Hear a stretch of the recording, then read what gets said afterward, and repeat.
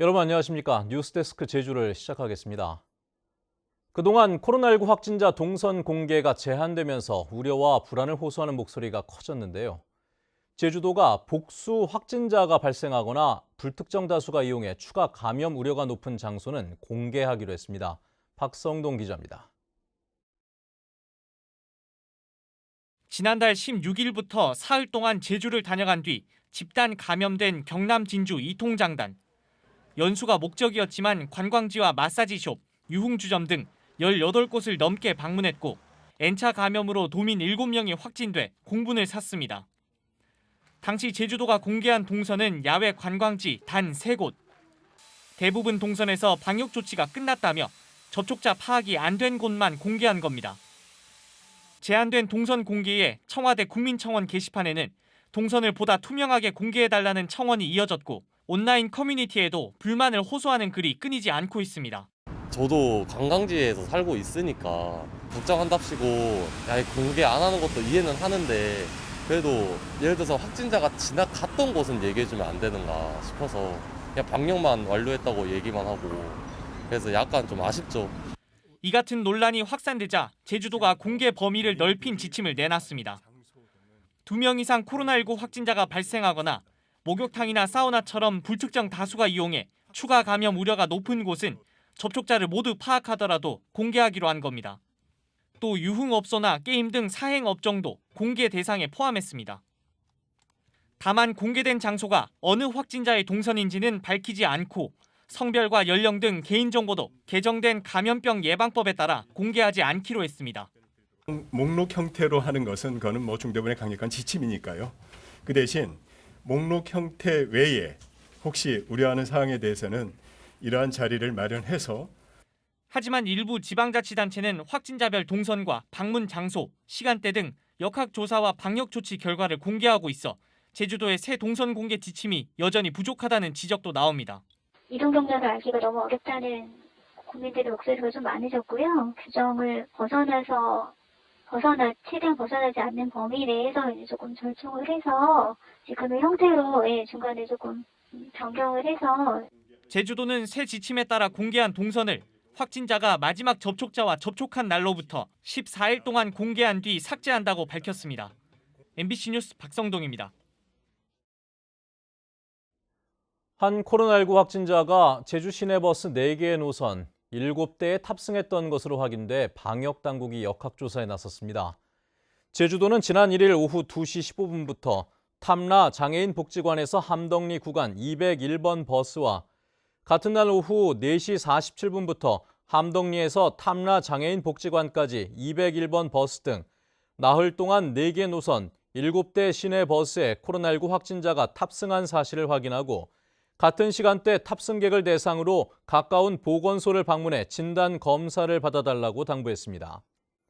방역당국은 역학조사 결과 확진자가 버스 안에서는 마스크를 착용한 것으로 확인됐다고 밝혔습니다. 제주지방법원 최성문 판사는 지난 6월 코로나19 확진자의 가족인데도 자가격리 조치를 위반해 편의점에서 담배와 술을 산 뒤 주거지 복도에서 담배를 피운 혐의로 기소된 70살 김모 씨에게 벌금 200만 원을 선고했습니다. 법원은 또 지난 5월 코로나19 확진자가 근무한 장소를 방문했는데도 자가격리 조치를 위반하고 승용차를 운전해 한라산 성판악 주차장으로 외출한 혐의로 기소된 58살 이모 씨에게도 벌금 200만 원을 선고했습니다. 그동안 환경 파괴 논란과 지역 주민들의 반발에 부딪혔던 제주 동물 테마파크 개발 사업이 이번에는 사업자의 내부 사정으로 좌초될 상황입니다. 동물 테마파크에 자금을 빌려주기로 했던 대명 소노그룹이 손을 떼면서 사업 추진 향방 자체가 불투명해지고 있습니다. 조인호 기자입니다. 대명 소노그룹은 지난달 2일 제주도와 동물 테마파크 찬성과 반대 주민들에게 공문을 보냈습니다. 동물 테마파크는 대명그룹 회장의 장녀인 서경선 대표가 개인적으로 추진하는 사업일 뿐 그룹과는 무관하며 처음부터 반대해 왔다는 것입니다. 특히 서경선 대표가 대명그룹과 맺은 약정을 위반했다며 그동안 빌려준 400억 원을 회수하고 앞으로 필요한 사업비 870억 원도 빌려주지 않겠다고 밝혔습니다. 2018년 상반기에 인허가 받고 착공한다고 그렇게 명시가 돼 있습니다. 그런데 그 후에 반대 주민이 나타나면서 지금 2년이 지나도 착공이 안 됐지 않습니까? 11월 달에요. 석영선 대표이사님은 그룹 내부에 사업을 접겠다고 공표를 했습니다. 이에 대해 동물 테마파크 측은 구체적인 입장을 밝히지 않고 있는 상황. 한편 대명그룹이 공문을 보낸 10여일 뒤 원희룡 지사는 지역 주민과 협의하지 않으면 사업을 승인하지 않겠다고 선언했습니다. 개발에 반대해온 주민들은 원 지사가 승인을 불허하라고 요구했습니다. 코로나19 시대와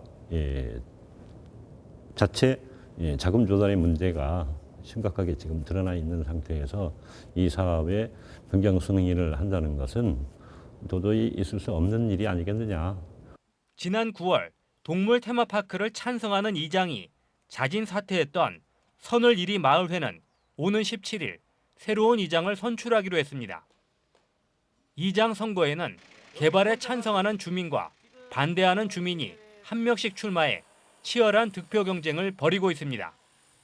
대명그룹이 사업에서 손을 떼기로 한 가운데 새로운 이장 선거가 열리면서 선거 결과가 앞으로 사업 추진에 중요한 변수가 될 것으로 보입니다.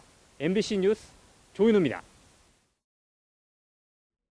제주 제2공항 건설 촉진 범도민연대는 제주도 의회 앞에서 집회를 열고 제주도 의회는 제주도가 참여하지 않는 도민 여론조사를 중단하라고 요구했습니다.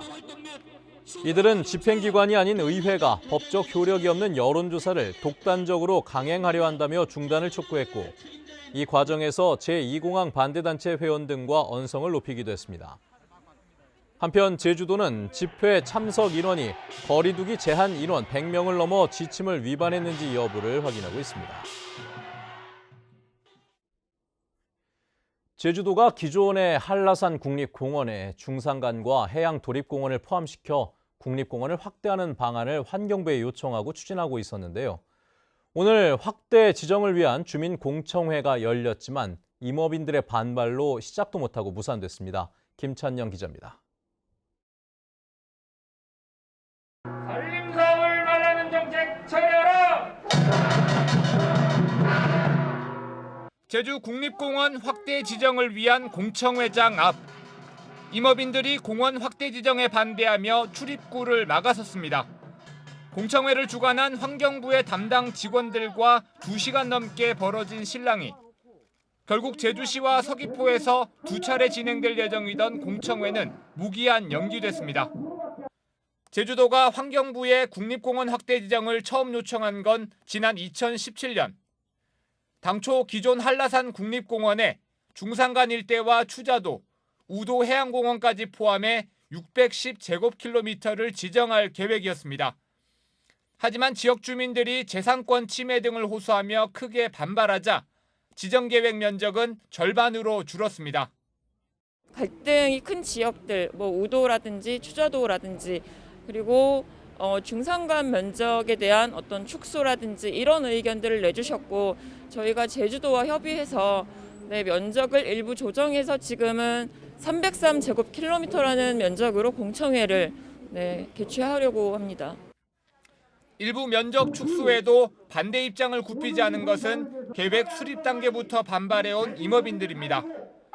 한라산 중산간 일대 44.5제곱킬로미터를 포함해 국립공원이 확대 지정되면 표고버섯 재배와 같은 임업 활동이 제한될 수밖에 없다는 겁니다.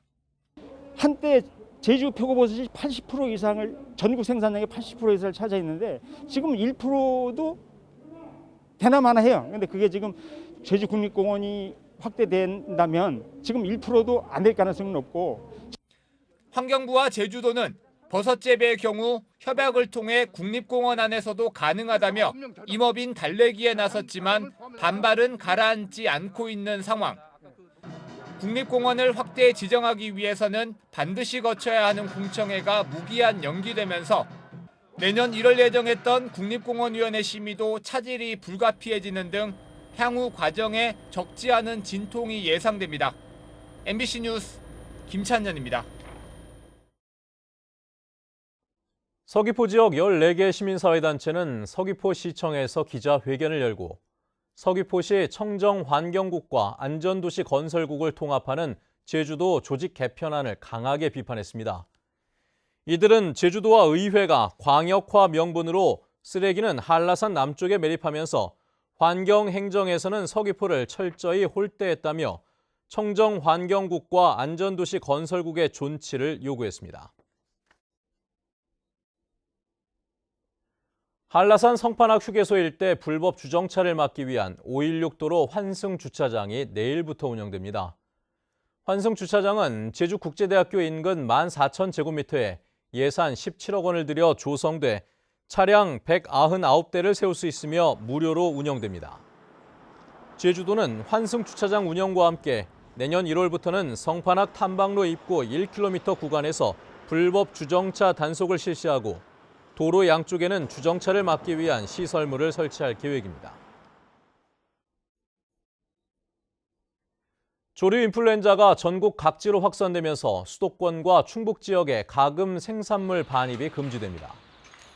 제주도는 경기도 여주의 산란계 농가에서 H5N8형 조류 인플루엔자가 발생함에 따라 오늘부터 수도권 전 지역에 가금 생산물 반입을 금지한 데 이어 내일부터는 충북 지역의 생산물도 반입 금지합니다. 제주도는 지난달 30일 조류 인플루엔자가 처음 확인된 전북을 시작으로 경북과 전남, 수도권과 충북 지역까지 반입 금지 조치를 확대했습니다. 지역화폐 탐나는 전 발행으로 시중에서 제주사랑 상품권 사용에 일부 혼란이 일고 있습니다. 제주도는 지난달 30일 탐나는 전 발행과 함께 제주도 상인연합회가 발행하는 제주사랑 상품권 판매를 중단하고 사용은 내년까지 할 수 있도록 했습니다.